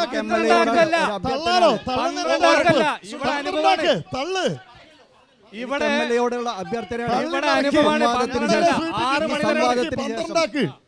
ഈ സംവാദത്തിന് ശേഷം ഈ ബഹുമാനപ്പെട്ട സുഹൃത്തിനെയും കൂട്ടി സാറിന്റെ MLA കാറിൽ ഒന്ന് താലൂക്ക് ആശുപത്രി ഒന്ന് കൊണ്ടാണ് മാത്രമേ. നിങ്ങളുടെ അനുഭവം പറയൂ. എന്റെ ജ്യേഷ്ഠന്റെ മോളെയും കൂടി കഴിഞ്ഞ മാസം ഹോസ്പിറ്റലിൽ ഒരു 10 മണിക്ക് ശേഷം പോയി. ഹോസ്പിറ്റലിൽ പോയി രാത്രി പോയി 12 മണിക്ക് ശേഷം തിരിച്ചു വന്നു. വളരെ VIP ട്രീറ്റ്മെന്റ് ആണ് അവിടെ കിട്ടിയത്, പുതിയ ബ്ലോക്കിൽ വെച്ചിട്ട്. ശരി, ഒറ്റപ്പാലത്തെ കാര്യമാണ് പറയുന്നത് അല്ലേ? ഓക്കെ, വ്യത്യസ്തമായ അഭിപ്രായം ഉണ്ടെങ്കിൽ പറയാം കേട്ടോ. പറഞ്ഞ ഡോക്ടറില്ലാന്ന്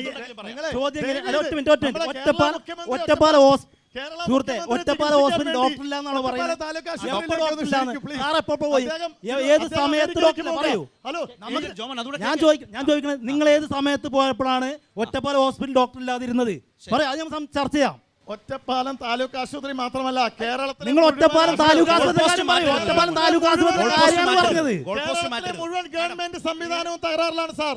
അല്ല, ഒറ്റപ്പാലം ഹോസ്പിറ്റലിൽ പോകുന്ന അപേക്ഷിക്കാണ്. ഹലോ, നിങ്ങൾ ഈ ഗവൺമെന്റിനോടുള്ള വിരോധം മൂലം വേണ്ടാത്തത് വിളിച്ചു പറയാണ് ചെയ്യുന്നത്. നിങ്ങൾ ഗവൺമെന്റ് ഹോസ്പിറ്റലുകൾ സന്ദർശിച്ചതിന് ശേഷം എന്ത് കുഴപ്പമാണ് അവിടെ കണ്ടെത്തൂ. വെറുതെ വേണ്ടാത്ത അസംബന്ധം വിളിച്ചു പറയലല്ല ഇവിടെ വേണ്ടത്. ഞങ്ങൾക്ക് എല്ലാവർക്കും നമ്മുടെ ഈ പാലക്കാട് ജില്ലയിൽ ഒരു മിനിറ്റ്, ഈ പാലക്കാട് ജില്ലയിൽ നമ്മുടെ പാലക്കാട് ജില്ലാ ആശുപത്രി ഇടത് കൈക്ക് പരിക്ക് പറ്റിപ്പോയി. കുട്ടിയില്ലേ, കുട്ടിയുടെ വലത് കൈ മുറിച്ചു മാറ്റി. അങ്ങനെ ഈ കഴിഞ്ഞ മാസം, ഈ കഴിഞ്ഞ ആഴ്ച ചികിത്സാ പിഴവ് കൊണ്ട് ഒരാൾ മരിച്ചു. അത് ഏത് ഹോസ്പിറ്റലിലാണ് തിരുവനന്തപുരത്ത് അയാൾ കെഞ്ചി പറഞ്ഞു. നിങ്ങൾ തിരുവനന്തപുരത്ത് ഒരു മിനിറ്റ് തിരുവനന്തപുരത്ത് ഒരാൾ കെഞ്ചി പറഞ്ഞു. അവര് ആ സ്ത്രീക്ക് പറയാനുള്ളത് കേൾക്കാൻ നിങ്ങൾ മാതൃകാപരമായി എന്ത് പറയുന്നത് സുഹൃത്തെ ജോമോൻ, നിങ്ങളെ പ്രതിനിധീകരിച്ച് നേതാവായിട്ടാണ്. നേതാവിന്റെ മര്യാദ കാണിക്കണം. കേൾക്കാൻ തയ്യാറാവണം. നേതാവിന്റെ മര്യാദ കാണിക്കണം. ഈ വിധത്തിലെ ഇല്ലാത്ത കാര്യങ്ങൾ നിങ്ങൾ വിളിച്ചു പറയുമ്പോൾ അതിന് മറുപടി ഞങ്ങൾക്ക് പറഞ്ഞേ പറ്റൂ. കാരണം എന്തറിയോ, നിങ്ങൾ ഈ സംസ്ഥാനത്തെ ഏത് ഗവൺമെന്റ് ആശുപത്രി ചെല്ലൂ, ഒറ്റപ്പെട്ട ചില സംഭവങ്ങളില്ലാത്ത ഏത് ഹോസ്പിറ്റലാണ് ആ ഒറ്റപ്പെട്ടതിനെ അല്ല പ്രതികരിക്കേണ്ടത്. എല്ലാ ദിവസവും അതിനെ നിങ്ങൾ മറുപടി എടുക്കാൻ നിൽക്കരുത്. ചികിത്സാ പിഴവില്ലാതെ നിങ്ങൾ പോകുമോ? നിങ്ങൾക്കൊരു അത്യാഹിതം വരാതിരിക്കട്ടെ, ഗവൺമെന്റ് ആശുപത്രി പോകുമോ? നിങ്ങൾ പോകില്ല. ഇവിടെ ചർച്ചയുടെ ഭാഗമായിട്ട് ജനങ്ങൾ പറയാനുള്ള അഭിപ്രായം അവര് നിർഭയമായി സ്വതന്ത്രമായിട്ട് പറയട്ടെ. അതിനു മുമ്പ് നമ്മൾ ഇങ്ങനെ ഏകപക്ഷീയമായി പറയുന്നത് ശരിയല്ല. ഞാൻ ഇവിടെ അവസരം കിട്ടുന്ന സമയത്ത് ഞാൻ പറയാ, ബാക്കിയുള്ളവർ പറയുമ്പോൾ നമ്മൾ അതിന്റെ ഇടയിൽ കയറി പറയുന്നത് എന്തിനാണ്? അങ്ങനെ പറയുന്നത് ഒരു ശരിയായ രീതിയല്ലല്ലോ. നമുക്ക് അവസരം കിട്ടുമ്പോൾ നമുക്ക് പ്രതിരോധിക്കാം. കാര്യം കൂടെ പറയാണ്. ഇവിടെ ഇപ്പോ ഗവൺമെന്റ് ആശുപത്രികളുടെ പ്രവർത്തനം കേരളത്തിലാകെ മോശമാണെന്നാണോ BJP-യുടെ നേതാവ് പറയുന്നത്? BJP-യുടെ പ്രതിനിധി പറയുന്നത് അതാണോ? രാജ്യത്തെ ഗവൺമെന്റ്, ഇന്ത്യ ഭരിക്കുന്ന ഗവൺമെന്റ് സർട്ടിഫൈ ചെയ്യുന്നു ഏറ്റവും മികച്ച ആരോഗ്യ സംവിധാനമുള്ള ഒന്നാമത്തെ സംസ്ഥാനം കേരളം. ഞാൻ പറയട്ടെ, ഏറ്റവും കുറവ് ശിശുമരണ നിരക്ക്, ലോകത്തെ ഏറ്റവും കുറവുള്ള നാട് കേരളം. BJP ഭരിക്കുന്ന UP-യിൽ എന്താ സ്ഥിതി?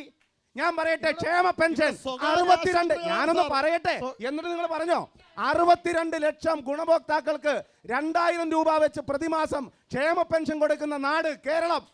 അംഗൻവാടി വർക്കർമാർക്ക് ഏറ്റവും ഉയർന്ന വേതനം കൊടുക്കാൻ പരിശ്രമിക്കുകയും അതിൽ വിജയിക്കുകയും ചെയ്യുന്ന നാട് കേരളം. ഈ നമ്മുടെ നാട്ടിലെ ആശാ വർക്കർമാർക്ക് ഓണറേറിയം ഇന്ത്യയിൽ ഏറ്റവും കൂടുതൽ ലഭിക്കുന്ന ഒന്നാമത്തെയോ രണ്ടാമത്തെയോ സംസ്ഥാനം കേരളം. സാക്ഷരതാ പ്രേരന്മാർക്ക് ഉയർന്ന ഓണറേറിയം ലഭിക്കുന്ന നാട് കേരളം. ഇതാണ് ക്ഷേമം, ഇതാണ് വികസനം. ഞങ്ങൾ കഴിഞ്ഞ മാസം ഹോസ്പിറ്റലിൽ പോയപ്പോൾ കൊച്ചിനെ കളിക്കേണ്ടി പോയതാ, ഗവൺമെന്റ് ഹോസ്പിറ്റലിൽ. അവിടെ പോയപ്പോൾ എന്താ പറയുക, ഡോക്ടർ പോയിരുന്നു, വീട്ടിൽ പോയിരുന്നു 1 മണിക്ക് ശേഷം. അപ്പോൾ അവിടുത്തെ ഡോക്ടർ പറഞ്ഞു, ഡ്യൂട്ടി ഡോക്ടർ പറഞ്ഞു, വീട്ടിൽ പൊക്കോ, പൈസ ഒന്നും കൊടുക്കണ്ട, റിസൾട്ട് കാണിക്കാൻ വേണ്ടി മാത്രമാണ് പോയത്. അവിടെ പോയപ്പോൾ ഡോക്ടർ 300 രൂപ ഫീസ് വാങ്ങിച്ചങ്ങടുന്ന്, 300 രൂപ ഫീസ് വാങ്ങിച്ചങ്ങട് തെളിവുണ്ടായിരുന്നുള്ളത്. തെളിവുണ്ടെന്നാണ് പറഞ്ഞത്. യെസ്, ഓക്കെ, വേറെതാ അഭിപ്രായം ആർക്കെങ്കിലും പറയാനുണ്ടോ? യെസ്, ആശുപത്രി സംബന്ധിച്ച് ഒരു അഭിപ്രായം, ശരത്തൊറ്റ അഭിപ്രായം. അവിടെ കേരളത്തിലെ എല്ലാ താലൂക്ക് ആശുപത്രിയിലും 24 മണിക്കൂറും ഡോക്ടറുണ്ട്. ഒറ്റപ്പാലം മാത്രമല്ല, കേരളത്തിലെ എല്ലാ താലൂക്ക് ആശുപത്രിയിലും 24 മണിക്കൂറും ഒരു ഡോക്ടറെങ്കിലും കേരളത്തിലെ എല്ലാ താലൂക്ക് ആശുപത്രിയിലും ഉണ്ട്, ഒറ്റപ്പാലത്തുമുണ്ട്. ഇവിടെ പറഞ്ഞ ജോമോനെ ഞാൻ വെല്ലുവിളിക്കണമെന്നില്ല, വിനയപൂർവ്വം പറയാണ്. ജോമോൻ പറഞ്ഞു 4 മണിക്ക് ശേഷം ഡോക്ടറില്ല എന്നാണ്. ജോമോൻ ഇപ്പോൾ ഈ യോഗം കഴിഞ്ഞ് എൻ്റെ കൂടെ വന്നോ, ഈ ചർച്ച കഴിഞ്ഞിട്ട് ഒറ്റപ്പാലം താലൂക്ക് ആശുപത്രിയിൽ ഡോക്ടറെ ഞാൻ കാണിച്ചു തരാം. ജോമോൻ എന്തെങ്കിലും പ്രയാസം പരിശോധിക്കുകയും ചെയ്യാം. അജ്മലിനോടാണ് ചോദ്യം. ജോമോനിലേക്ക് വരാം. അജ്മൽ, ഞാൻ നേരത്തെ ചോദിച്ചൊരു ചോദ്യത്തിലേക്ക് വന്നു. അതായത് വികസനം, ക്ഷേമം, പഞ്ചായത്ത് തിരഞ്ഞെടുപ്പാകുമ്പോൾ കുറെ കൂടി രൂക്ഷമായി കാര്യമായി ജനങ്ങളത് പരിശോധിക്കും. അതിൻ്റെ സംസ്ഥാന സർക്കാരിൻ്റെ കണക്കുകളും ഇവിടെ അവതരിപ്പിച്ചു. ഈ കാര്യങ്ങളാകെ പരിശോധിച്ചാൽ UDF LDF താരതമ്യത്തിൽ LDF ആണ് മെച്ചം എന്ന് ജനങ്ങളുടെ ഇടയിലെ ചിന്ത. അതുപോലെ കിഫ്ബി 90,000 കോടിയുടെ പദ്ധതി, മറിച്ചൊന്നാലോചിക്കൂ, UDF ഭരണകാലത്ത് പലപ്പോഴും പല പ്രോജക്റ്റുകളുമായി ബന്ധപ്പെട്ട് ഗുരുതര അഴിമതി ആരോപണങ്ങൾ, അങ്ങനെ പ്രത്യേകിച്ച് നിങ്ങളുടെ പാർട്ടിക്കകത്തുനിന്ന് തന്നെ വരുന്ന ഒരുപാട് അനുഭവങ്ങൾ ഉണ്ടായിട്ടുണ്ട്. VM സുധീരനും VD സതീശനും അടക്കം ഉമ്മൻചാണ്ടി സർക്കാരിൽ പറഞ്ഞിട്ടുണ്ട്. അപ്പോൾ ഇതെല്ലാം പരിശോധിക്കുമ്പോൾ അഴിമതിരഹിതമായി 90,000 കോടിയുടെ കിഫ്ബി പ്രോജക്റ്റ്, പെൻഷനുകളുടെ ഒരു സാഹചര്യം, ഇതെല്ലാമുള്ള കേരളം നിങ്ങളെ സംബന്ധിച്ച താരതമ്യത്തിൽ വെല്ലുവിളിയല്ലേ ഈ തെരഞ്ഞെടുപ്പിൽ? അതൊരിക്കലും വെല്ലുവിളിയല്ല. ഇതിനകത്ത് ഇപ്പോൾ പെൻഷൻ കൂട്ടുന്ന സംവിധാനം വരുന്നു, അതുപോലെ നമ്മുടെ നാട്ടിലെ പെൻഷൻ ആളുകൾക്ക് കിട്ടുന്ന സമയം വരുന്നു. ഇതെല്ലാം ഇലക്ഷൻ ആവുമ്പോൾ ആളുകൾക്കൊക്കെ സന്തോഷമാണ്. എന്താ, LDF സർക്കാർ അത്രയും കാലം കൂട്ടാത്ത പെൻഷൻ കൂട്ടി കൊടുക്കുന്ന സമയം ഈ ഇലക്ഷൻ വരുന്ന സമയങ്ങളിൽ മാത്രമാണ്. നമ്മുടെ നാട്ടിലെ ഏറ്റവും വലിയ ക്ഷേമം എന്ന് പറയുന്നതിനോടൊപ്പം തന്നെ പാലക്കാട് ജില്ലയിൽ നമ്മൾ ഇതുവരെ ചർച്ച ചെയ്യാത്ത ഏറ്റവും പ്രധാനപ്പെട്ട വിഷയമാണ് വന്യജീവി ആക്രമണം. നമ്മുടെ അട്ടപ്പാടി ഉൾപ്പെടെയുള്ള സ്ഥലങ്ങൾ, നെല്ലിയാമ്പതി ഉൾപ്പെടെയുള്ള സ്ഥലങ്ങൾ, മലമ്പുഴയുടെ സ്ഥലങ്ങൾ, ധോണി ഉൾപ്പെടെയുള്ള സ്ഥലങ്ങളിൽ വന്യജീവികളുടെ ആക്രമം മൂലം ആളുകൾ മരണപ്പെടുന്നു. മുണ്ടൂരിൽ ഒരാൾ ആന ചവിട്ടേറ്റ് മരിക്കുന്നു. ഇതിനകത്ത് സർക്കാർ സംവിധാനം വളരെ പരാജയപ്പെട്ടു പോയിരിക്കുകയാണ്. വന്യജീവി ആക്രമണങ്ങൾ നാട്ടിൽ കൂടിക്കൊണ്ടിരിക്കുന്നു. പിന്നെ അതുപോലെ തന്നെ UDF LDFന് എല്ലാ തരങ്ങളിലും കുറ്റം പറഞ്ഞിട്ടല്ല പോകുന്നത്. നാളെ ഞങ്ങളുടെ കുറ്റപത്രം ഇറങ്ങുന്നുണ്ട്. കുറ്റപത്രം ഇറങ്ങുന്നതിനോടൊപ്പം തന്നെ A-B എന്നുള്ള രീതിയിലാണ് ഇറങ്ങപ്പെടുന്നത്. B ഭാഗത്തിൽ ഞങ്ങൾ പറയുന്നത് അടുത്ത സർക്കാർ UDF സർക്കാർ അടുത്ത 2026 വരും. തദ്ദേശ തെരഞ്ഞെടുപ്പിൽ ഞങ്ങൾ വലിയ രീതിയിൽ വിജയിക്കും. വിജയിച്ചു കഴിഞ്ഞാൽ ഞങ്ങൾ ചെയ്യുന്ന പദ്ധതികളെക്കുറിച്ച് വലിയ രീതിയിലുള്ള കോൺക്ലേവുകൾ നടത്തി, ചർച്ചകൾ നടത്തി, സെമിനാറുകൾ നടത്തി ഞങ്ങൾ പറയുകയാണ്. ജനങ്ങൾക്ക് പുതിയ രാഷ്ട്രീയത്തിനെയും പുതിയ വികസനങ്ങളെയും കുറിച്ച് ഞങ്ങൾ പരിചയപ്പെടുത്തും. അതുമായി UDF മുന്നോട്ട് പോകും. അതിലിപ്പോ അതിദാരിദ്ര്യ നിർമ്മാർജ്ജനം ഒരു നിമിഷം അങ്ങനെ ഘട്ടം ഘട്ടമായി ഈ 9 വർഷക്കാലത്തിനിടയ്ക്ക് LDF ഗവൺമെന്റ് തന്നെയാണ്, അല്ലാതെ ഇലക്ഷൻ വരുമ്പോൾ മാത്രം കൂട്ടിക്കൊടുത്തല്ല. ഇപ്പൊ ഈ 2000 രൂപ വരെ എത്തിയിട്ടുള്ളത് LDF ഗവൺമെന്റ് തന്നെയാണ്. ഘട്ടം ഘട്ടമായി ഇലക്ഷൻ വരുമ്പോൾ മാത്രം. ഇപ്പോഴാണല്ലോ സുഹൃത്തെ കൂട്ടിയത്.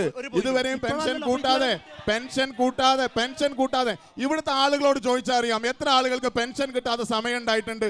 പെൻഷൻ ആളുകളുടെ കൈ കിട്ടിയില്ല. നിങ്ങൾ ഈ പെൻഷൻ കൊടുക്കുന്നത് മുഴുവൻ നിങ്ങൾ അങ്ങനെ കണ്ണിടിച്ച് ഇരട്ടാക്കിയിട്ട് കാര്യമില്ല. പെൻഷൻ ആളുകൾക്ക് ആർക്കും കിട്ടിയിട്ടില്ല. 18 മാസം പെൻഷൻ മുടക്കിയെന്ന് നിങ്ങൾ തെളിയിച്ച ഞാൻ ഇന്ന് ഇവിടുന്ന് ഇപ്പൊ നിർത്തിപ്പോകാം.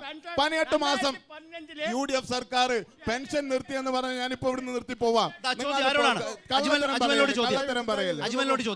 ഒരു സെക്കൻഡ്, ഇത് കോൺഗ്രസിന്റെയും BJPയുടെയും പ്രതിനിധികളാണ്. ചോദിച്ചോളൂ. കോൺഗ്രസിന്റെയും BJPയുടെയും പ്രതിനിധിയോടെ നിങ്ങൾ ഏത് തരത്തിലുള്ള ഒരു കേരളത്തിനെ നിങ്ങൾ മുന്നോട്ട് വയ്ക്കുന്നത്? ഏതാണ്ട് 9-10 വർഷം മുമ്പ് ഉമ്മൻചാണ്ടി ഭരിച്ചിട്ടുള്ള കേരളത്തെ ആണോ നിങ്ങൾ വിഭാവനം ചെയ്യുന്നത്?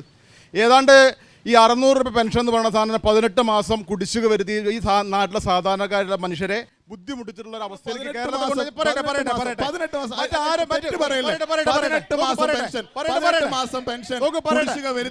വലിയ തെറ്റാണ്.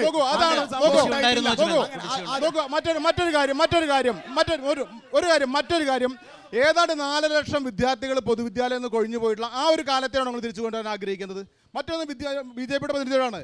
ബീഹാറിൽ ഈ കഴിഞ്ഞ ബീഹാർ ഇലക്ഷന്റെ മുന്നോടിയായിട്ടുള്ള ഒരുപാട് ചാനലുകൾ പോയിട്ട് അവിടുത്തെ സാധാരണക്കാരുടെ പോയിട്ടായിരുന്നു. ഒരുപാട് കാര്യങ്ങൾ പുറത്തു വന്നു. ഒരു സാധാരണ ചെറിയൊരു പെട്ടിക്കട പോലെ ഒരു റൂമിലേക്ക് ഒരു മാധ്യമപ്രവർത്തനം കടന്നു ചെന്നിട്ട് അവിടുത്തെ ഒരു ഡോക്ടറാന്ന് പറഞ്ഞിട്ട് ബോർഡ് വെച്ചിട്ടിരിക്കുന്ന ഒരാളാണ്. അവിടെ അയാളടുത്ത് പോയിട്ട് കാര്യങ്ങൾ അഭിമുഖമായിട്ട് എടുക്കുമ്പോൾ അയാൾക്ക് MBBS കിട്ടിയിട്ടില്ല. ഒരു വ്യാജ ബിരുദം വെച്ചിട്ട് ആ തരത്തിൽ ആരോഗ്യരംഗം അത്രമാത്രം കുത്തഴിഞ്ഞ് നടക്കുന്ന അവസ്ഥയിലേക്കാണോ നിങ്ങൾ ഈ കേരളത്തെ കൊണ്ടുപോകുന്നത് ചോദിക്കാറ്? ഇതെല്ലാം അവിടെ ഏറ്റില്ല സാർ, ഇതെല്ലാം ഏറ്റില്ല. ഇത്തരത്തിലുള്ള വ്യാജ പ്രവർത്തനങ്ങളൊന്നും അവിടെ ഏറ്റില്ല.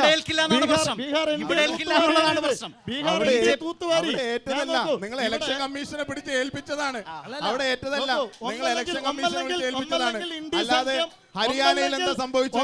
കൃത്യമായി രാഹുൽ ഗാന്ധി പത്രസമ്മേളനം നടത്തി നിങ്ങളുടെ ഇലക്ഷൻ കമ്മീഷനോ BJPക്കോ ഇതുവരെ മറുപടി പറയാൻ കഴിഞ്ഞിട്ടുണ്ടോ? മത്സരിച്ച് തോറ്റതിന് ശേഷം ജനാധിപത്യത്തിൽ വിശ്വാസമില്ലാത്ത പ്രസ്താവനകൾ നടത്താതിരിക്കുക അത് ഭൂഷണമല്ല. എന്റെ സാർ, ജനാധിപത്യം എന്ന് പറയുന്നത് രാജ്യം ഭരിക്കുന്നതല്ല. ഭരണഘടനയും ജനാധിപത്യവും അതിനനുസൃതമായി കൊണ്ടുപോവുക. ജയിക്കുമ്പോൾ മാത്രം നിങ്ങൾക്ക് മെഷീൻ കറക്റ്റും, തോക്കുമ്പോൾ മെഷീൻ അല്ല.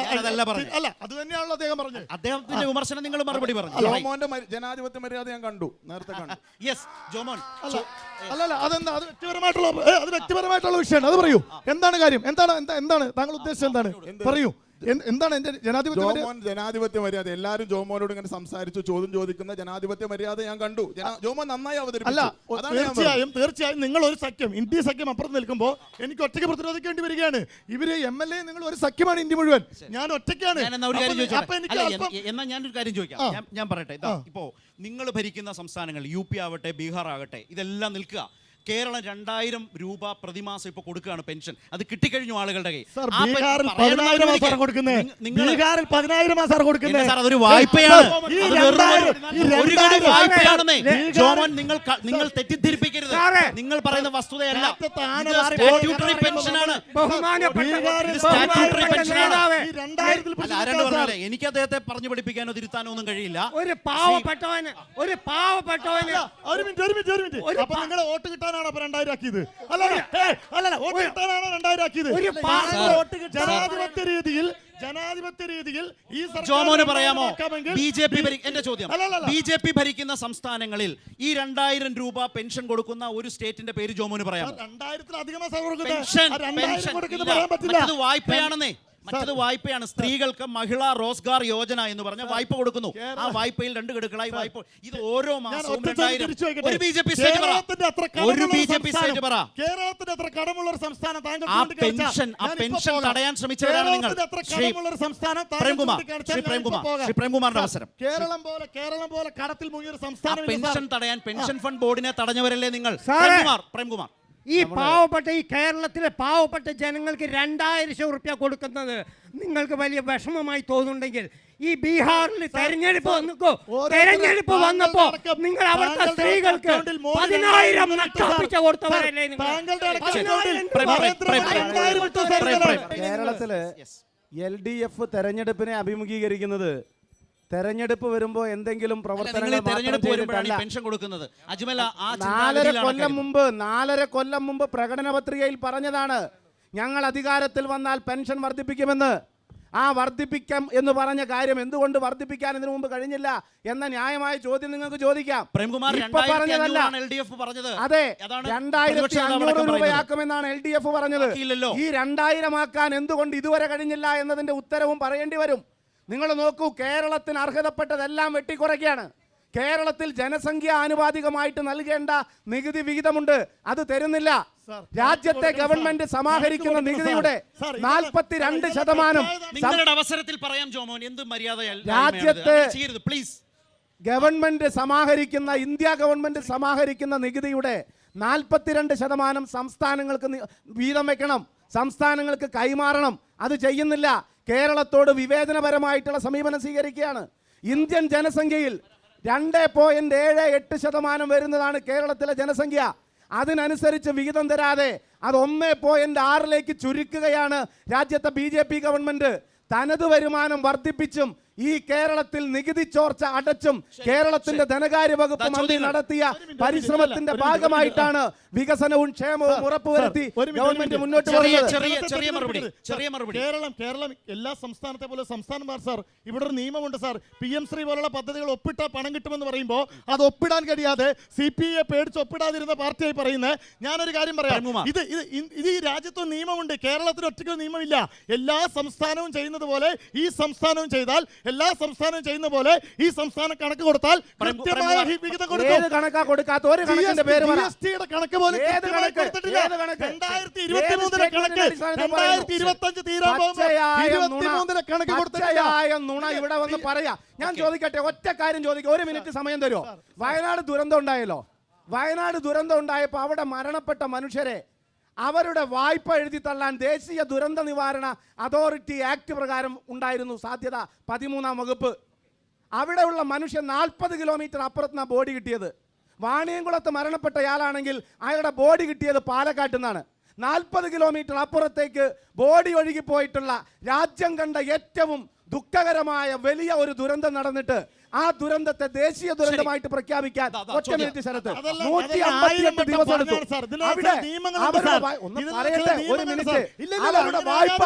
ഹൈക്കോടതിക്ക് ഇടപെടേണ്ടി വന്നു. അവരുടെ വായ്പ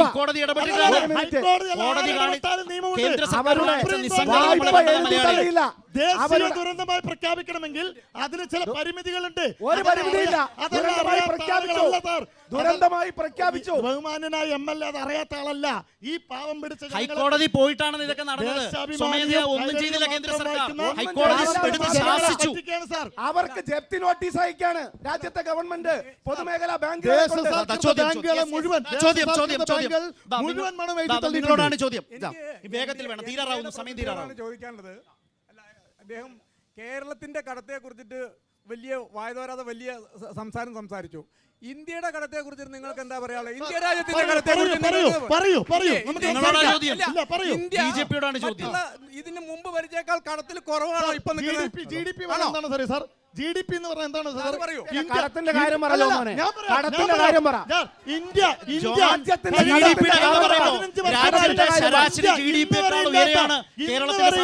സാമ്പത്തിക വളർച്ച, ആളോഹരി വരുമാനം രാജ്യത്ത് കൂടുതൽ കേരളത്തിൽ. GDP-യിൽ ശരാശരിയേക്കാൾ ഉയരത്തിൽ വളരുന്നത് കേരളത്തിന്റെ GDP ആണ്. സാമ്പത്തിക വളർച്ച സംശയം എന്താണ്? അങ്ങനെ നമ്മൾ അദ്ദേഹം സെൽഫ് ഗോളാണ് സാർ അടിച്ചത്.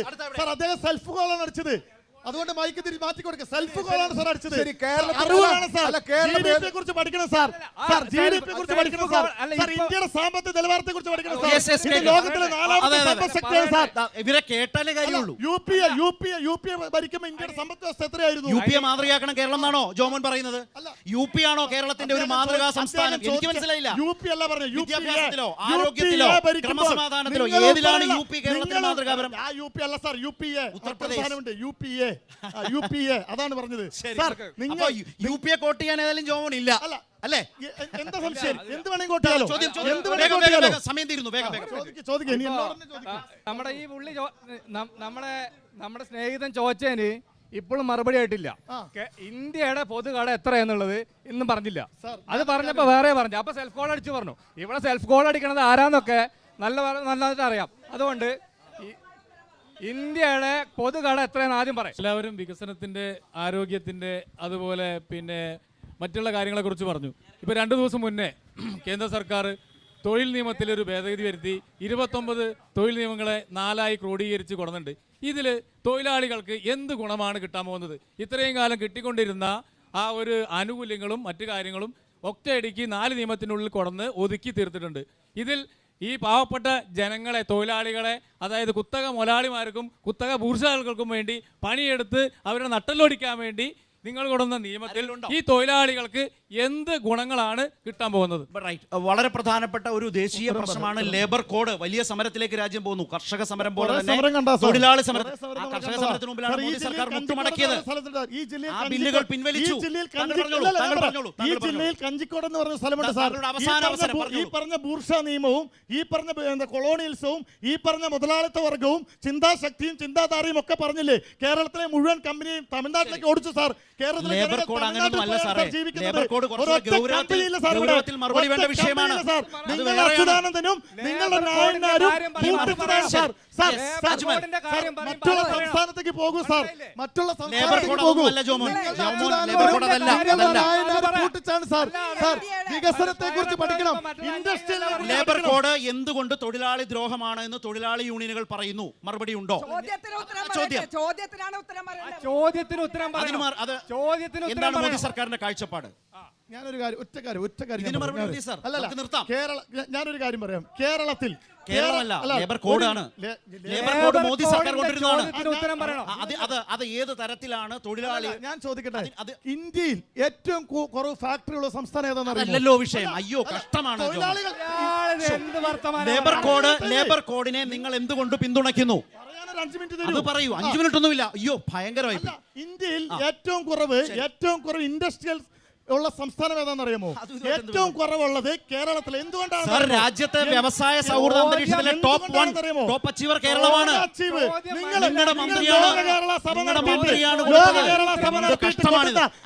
ലോക കേരള സഭ നടത്തിയിട്ട് കൊണ്ടുവന്ന അല്ലാതെ വന്നാൽ നമുക്ക് തർക്കിക്കാനോ ഏറ്റുമുട്ടാനോ കഴിയില്ല. അജ്മൽ, ദേശീയ സാഹചര്യവും ഇപ്പൊ ലേബർ കോഡ് ഒരു പ്രധാനപ്പെട്ട വിഷയമാണ്. നിങ്ങളുടെ പാലക്കാട്ടെ രാഷ്ട്രീയമായ ആത്മവിശ്വാസത്തെ കുറിച്ച് എങ്ങനെ പങ്കുവെക്കും? കാരണം വിഷയങ്ങൾ പലതുകൂടെ വന്നല്ലോ, വികസനവും ക്ഷേമവും ഒക്കെ. പാലക്കാട് ജനങ്ങൾ എന്ന് പറയുന്നത് ഏറ്റവും നമ്മൾ ചർച്ച ചെയ്യാത്ത വിഷയം ഒന്നും കൂടെ ഉണ്ടായിരുന്നു. കാർഷിക വിഷയമാണ്. കാർഷിക വിഷയത്തിൽ നെല്ല് സംഭരിക്കുന്ന വിഷയത്തിൽ ഉൾപ്പെടെ അവരുടെ കാശ് കിട്ടുന്ന ഉൾപ്പെടെയുള്ള വിഷയങ്ങളിൽ കർഷകർ വലിയ രീതിയിലുള്ള ആശങ്കയിലാണ്. കർഷകർ വലിയ രീതിയിലുള്ള സങ്കടത്തിലാണ്. നെല്ല് നശിക്കുന്നതുമായി ബന്ധപ്പെട്ട് അവർ കൂട്ടിയിട്ട് നെല്ല് നശിക്കുന്നതുമായി ബന്ധപ്പെട്ട് ഒരുപാട് വിഷയങ്ങളുണ്ട്. വന്യജീവികളുടെ ശല്യങ്ങൾ മൂലം മലയോര കർഷകരുടെ വലിയ വിഷയമുണ്ട്. പാലക്കാട് എപ്പോഴും ഒരു കാർഷിക ജില്ലയാണ്. ആ കാർഷിക ജില്ലയെ പിടിച്ചുണർത്താൻ വേണ്ടി, ആ കർഷകർക്ക് വേണ്ടിയിട്ടുള്ള സപ്പോർട്ട് നൽകാൻ വേണ്ടി UDF സർക്കാർ അതിൽ അധികാരത്തിൽ വരും.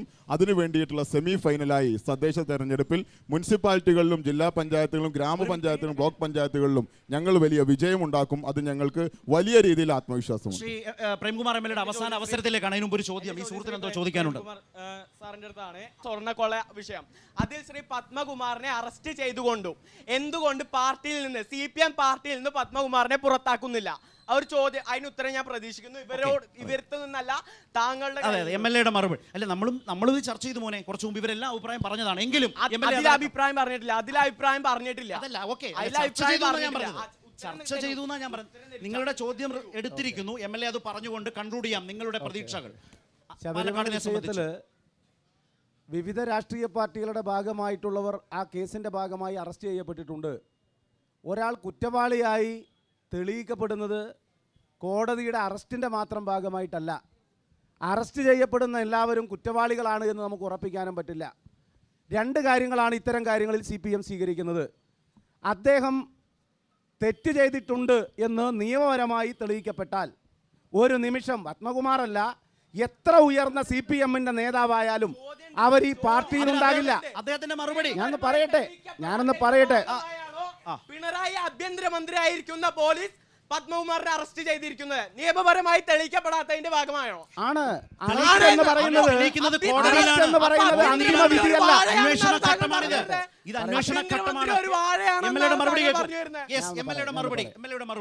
അറസ്റ്റ് എന്ന് പറയുന്നത് ആദ്യഘട്ടമാണ്. അറസ്റ്റ് ചെയ്യപ്പെടുന്ന എല്ലാവരും കുറ്റവാളികളാണ് എന്ന് നമുക്ക് ആദ്യം തന്നെ പ്രഖ്യാപിക്കാനാവില്ല. അത് പത്മകുമാറിന്റെ കാര്യത്തിൽ മാത്രമല്ല, ആരുടെ കാര്യത്തിലും പല കേസുകളിൽ പലരും അറസ്റ്റ് ചെയ്യപ്പെട്ടിട്ടുണ്ട്. ഒരാളെ അറസ്റ്റ് ചെയ്തു എന്നതിൻ്റെ അർത്ഥം അയാൾ കുറ്റവാളിയാണ് എന്ന് തെളിയിക്കപ്പെട്ടു എന്നല്ല. CPIM ഇക്കാര്യത്തിൽ നിസ്സംശയം പറയുന്നു, കുറ്റവാളിയായിട്ടുള്ള ഒരാളെയും സംരക്ഷിക്കുന്ന സമീപനം CPM-ന്റെ ഭാഗത്തു നിന്നുണ്ടാകില്ല. ആര് കുറ്റം ചെയ്താലും, അവർ ഏത് പാർട്ടിയുടെ ഭാഗമായി നിന്നാലും കുറ്റവാളികൾക്ക് ഒരു സംരക്ഷണവും CPM-ന്റെ ഭാഗത്തു നിന്ന് ഭരണത്തിന്റെ ഭാഗത്തു നിന്നുണ്ടാകില്ല എന്ന് അഭിമാനപൂർവ്വം പറയും. ഇനി ഒന്ന് രണ്ട് കാര്യങ്ങളോടൊന്ന് പ്രതികരിച്ചു പോകാം. ഞാൻ ഒന്ന് കൺക്ലൂഡ് ചെയ്യുക എന്നുള്ള നിലയിലാണ് സംസാരിക്കുന്നത്. ഞാൻ പറയുന്നത്, രാജ്യത്ത് ഏറ്റവും പ്രധാനപ്പെട്ട പൊതുമേഖലാ സ്ഥാപനമാണ് ഇന്ത്യൻ റെയിൽവേ. ഞാനിതൊന്ന് പൂർത്തിയായിക്കോട്ടെ. ഇന്ത്യയിലെ ഏറ്റവും വലിയ പൊതുമേഖലാ സ്ഥാപനമാണ് ഇന്ത്യൻ റെയിൽവേ.